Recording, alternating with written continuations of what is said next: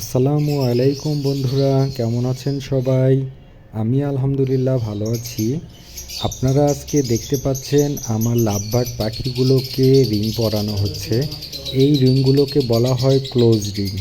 এই রিংগুলো পাখির বয়স যখন 20 থেকে 25 দিন হয়, এই সময়ের মধ্যে রিংগুলো পরাতে হয়।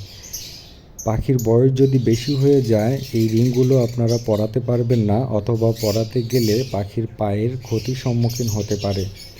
এবং এই রিংগুলো পরানো হয় পাখির ডিএনএ কার্ড করার জন্য, যেন আপনি কনফার্ম হতে পারেন পাখিটি ছেলে নাকি মেয়ে।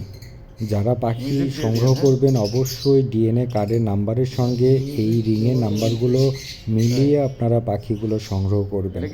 দেখতে পেলেন কি সুন্দর করে পাখির পায়ে রিংটি পরানো হলো। আপনারা ভিডিওটি শেয়ার করে দিয়ে পাশে থাকবেন। ধন্যবাদ।